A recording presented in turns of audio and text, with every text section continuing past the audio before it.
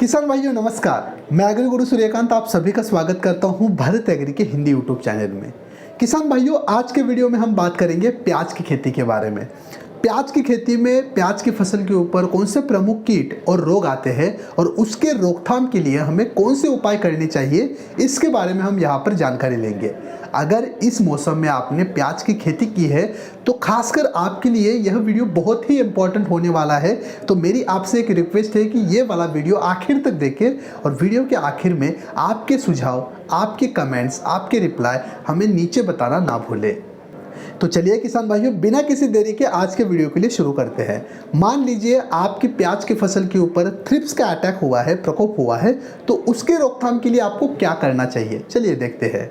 इसमें सबसे पहले आपको क्या करना है, जैसे ही आपको प्रकोप दिखाई देता है आपके 1 एकड़ प्याज की फसल में आपको 13 पीले एवं 12 नीले चिपचिपे जाल लगाना आवश्यक है। इसी के साथ जब आप उर्वरक प्रबंधन कर रहे होते हैं उसी टाइम आपको क्या करना है, जो यूरिया है उसका बहुत ही संभल के उपयोग करना है। ज़्यादा यूरिया अपनी फसल को नहीं देना है। इसी के साथ पानी का प्रबंधन है वो भी सही तरीके से करना है। ज़्यादा पानी और कम पानी ये दोनों स्थितियां अपनी प्याज की फसल में ना आए, इसका खासकर ध्यान रखना है। अगर छिड़काव की बात आती है किसान भाइयों तो मैं आपको 2 अलग अलग कीटनाशी यहाँ पर सजेस्ट करूँगा। पहला है धानुका कंपनी का अरेवा कीटनाशी, जो आपको लेना है 100 ग्राम 200 लीटर पानी मिलाकर 1 एकड़ प्याज की फसल के ऊपर छिड़काव के लिए इस्तेमाल करना है। इसी में अगर हम दूसरा कीटनाशी देखें तो वो है बायर कंपनी का कॉन्फिडोर। इसको भी आपको क्या करना है, 100 ml लेना है, 200 लीटर पानी में मिलाना है और 1 एकड़ प्याज की फसल के ऊपर छिड़काव के लिए इस्तेमाल करना है। चलिए किसान भाइयों आगे बढ़ते हैं और जानते हैं कि अगर हमारे प्याज की फसल में शीर्ष भेदक कीट का प्रकोप हुआ है, यानी हेलिकोवर्पा की जो सुंडी होती है उसका अगर प्रकोप होता है तो उसके नियंत्रण के लिए हमें क्या करना चाहिए। इसमें खासकर किसान भाइयों देखें तो सबसे पहले हमें क्या करना है, अपनी प्याज की खेती में 1 एकड़ के लिए कम से कम 4 से 5 फेरोमोन ट्रैप लगा देने हैं। और छिड़काव की अगर हम बात करें तो धानुका कंपनी का जो EM1 होता है वो हमें क्या करना है, 100 ग्राम पर 200 लीटर पानी में मिलाकर 1 एकड़ प्याज के लिए छिड़काव के लिए इस्तेमाल करना है। अगर हम इसी में दूसरा कीटनाशी देखें तो आपको पता है FMC कंपनी का कोराजन आता है, वो आपको 60 ml लेना है, 200 लीटर पानी मिलाना है और लगभग 1 एकड़ प्याज की फसल के ऊपर छिड़काव के लिए इस्तेमाल करना है। इस तरह से आप अपनी प्याज की फसल में जो शीर्ष भेदक होता है यानी हेलिकोवर्पा की सुंडी जो होती है उसको बहुत ही आसानी से कम खर्चे में नियंत्रण कर सकते हो। चलिए आगे बढ़ते हैं और जानते हैं कि अगर अपनी प्याज की फसल के ऊपर बैंगनी धब्बा रोग आता है, यानी हम जिसे पर्पल ब्लॉच बोलते हैं, उसका अगर प्रकोप होता है तो हमें उसके नियंत्रण के लिए क्या करना चाहिए। किसान भाइयों किसी भी फसल में फफूंद जनित रोगों को नियंत्रित करने के लिए 2 चीज़ें बहुत ही महत्वपूर्ण होती है। एक है सिंचाई प्रबंधन, दूसरा है उर्वरक प्रबंधन। सिंचाई प्रबंधन यानी कभी भी अपनी फसल को आवश्यकता के से ज़्यादा पानी ना दे या फिर आवश्यकता से कम भी पानी ना दे, जितना आवश्यक है उतना पानी दे। हो सके तो ड्रिप सिंचाई का उपयोग करें। उर्वरक प्रबंधन में सेम फार्मूला हमें यूज करना है। उर्वरक प्रबंधन मिट्टी परीक्षण के अनुसार हमें करना चाहिए। जितने आवश्यक उर्वरक है अवस्था के अनुसार देने चाहिए। इससे होगा क्या, अपनी जो फसल है ना हमेशा ताकतवर रहेगी, किसी रोग एवं कीट के लिए वो फसल जल्दी से जल्दी प्रभावित नहीं होगी। इसके लिए हमें क्या करना है, उर्वरक प्रबंधन बहुत ही अच्छा करना है।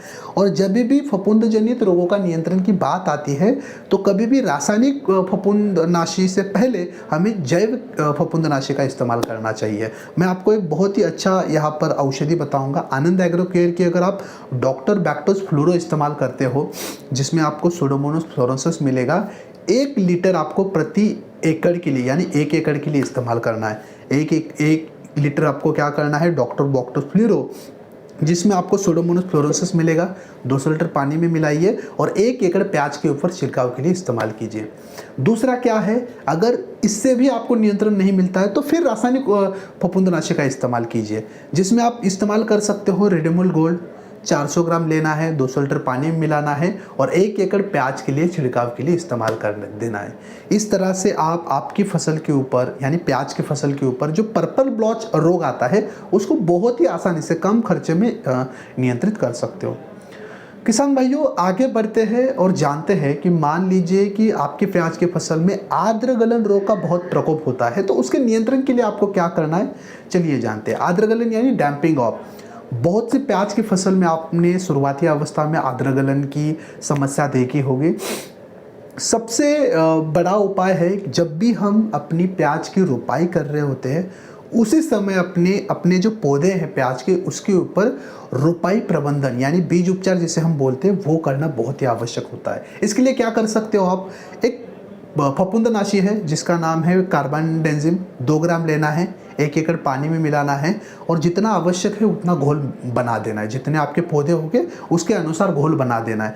जब भी रोपाई हम कर रहे होते हैं प्याज की तब हमारे प्याज के जो पौधे हैं उसकी जड़ें इस औषधि जो हमने द्रावण सॉल्यूशन बनाया उसमें डुबाना है, 2 मिनट रखना है, उसके बाद में निकालिए और उस पौधे को रोपाई के लिए इस्तेमाल कीजिए। शुरुआती अवस्था में आने वाला आद्र गलन 100% मतलब 100% यहाँ पर आपका कम हो जाएगा, नहीं आएगा।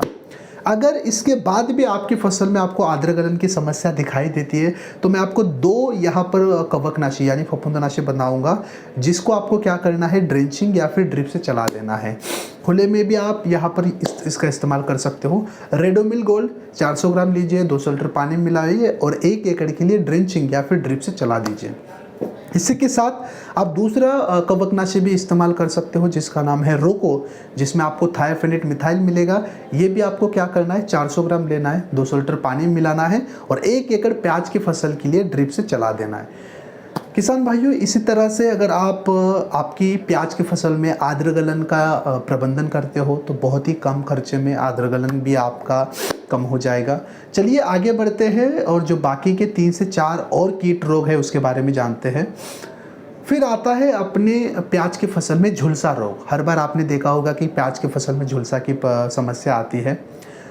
यहाँ पर जो उपाय मैंने आपको अपने पर्पल ब्लॉच के लिए बताए थे सेम उपाय यहाँ पर आप कर सकते हो, जिसमें आपको करना क्या है। सबसे पहले आनंद एग्रो केयर का जो डॉक्टर बैक्टोस फ्लोरो है जिसमें आपको सुडोमोनास फ्लोरेंसिस मिलता है, 1 लीटर 200 लीटर पानी में मिलाइए, 1 एकड़ प्याज के लिए छिड़काव के लिए इस्तेमाल कीजिए। या फिर आप क्या कर सकते हो, रेडोमिल गोल्ड 400 ग्राम ले सकते हो, 200 लीटर पानी में मिला सकते हो और 1 एकड़ प्याज के लिए छिड़काव के लिए इस्तेमाल कर सकते हो। इस तरह से आप अपनी प्याज की फसल में झुलसा रोग का नियंत्रण बहुत ही अच्छी तरह से कर सकते हो।